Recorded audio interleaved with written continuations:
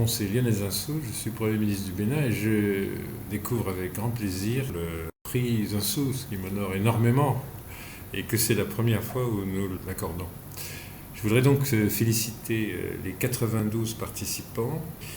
Les membres du jury m'ont indiqué que ça avait été extrêmement difficile de passer de 92 à 12 parce que la qualité des projets était remarquable.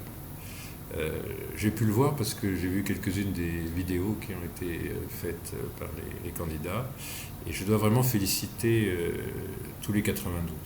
C'est une chose qui me frappe, sauf que dans notre pays, on soulève une pierre, on trouve un entrepreneur. Bon, alors il faut ensuite aider ces entrepreneurs à être des chefs d'entreprise demain qui réussissent.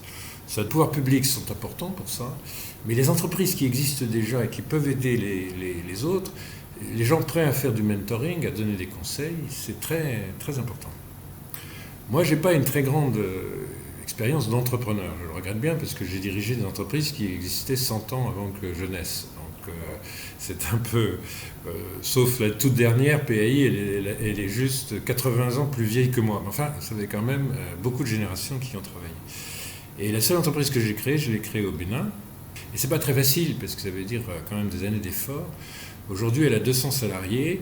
Elle est dans le contraire de quelque chose de très innovant. Elle est dans quelque chose qui crée beaucoup d'emplois, qui est le nettoyage industriel, la manutention, l'aide aux entreprises. On vous garde, on vous nettoie votre usine ou votre siège de banque ou votre hôtel.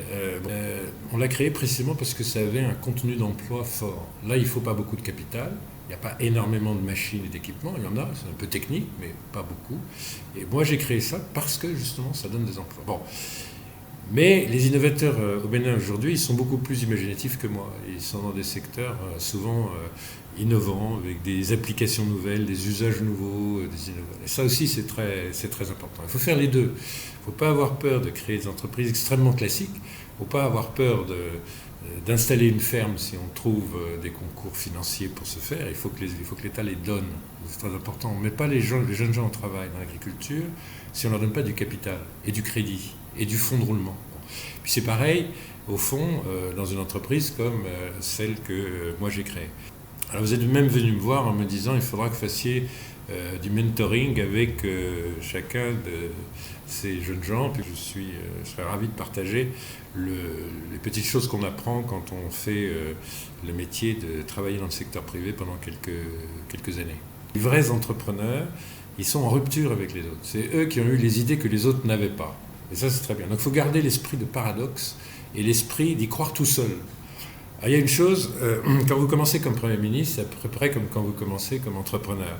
C'est que la moitié des gens se moquent de vous et l'autre moitié pense que de toute façon, ce n'est même pas la peine de se moquer de vous parce que vous n'y arriverez pas. Alors c'est exactement pareil pour un entrepreneur. Et si personne n'y croit, vous êtes peut-être sur le bon chemin. Donc il faut garder ce sentiment qu'on est unique. On a une idée unique. Et j'ai eu la chance de pouvoir aider avec quelques amis le développement dans la région des collines de quelques entreprises. Il y a des gens notamment qui font de l'huile machine, vous cultivez du Nîmes à Dassazoumé, et puis vous packagez, c'est remarquablement packagé, vous avez pris les bons techniciens et vous avez un marché, vous l'avez ouvert. Donc il ne faut jamais se décourager. Et je partagerai volontiers avec chacun. Mais on ne va pas le faire aujourd'hui parce qu'il faut que je dise qui sont les gagnants. Alors, vous avez donc 12, comme les apôtres, quand Judas était absent, donc c'est bien, 12. Donc, mademoiselle Titilayo Fafumi, félicitations. Monsieur Enoch Nyanga, félicitations. Mademoiselle Shelomit Sagbo, félicitations. Monsieur Boris Padounou, félicitations. Mademoiselle Gloria Akrombesi, félicitations. Monsieur Maceo Witona, félicitations. Mademoiselle Elodie Akotosodé, félicitations. Monsieur Prudence Daignon, félicitations. Mademoiselle Euphrasie Dassundo, félicitations. Monsieur Bernard Goulet, félicitations.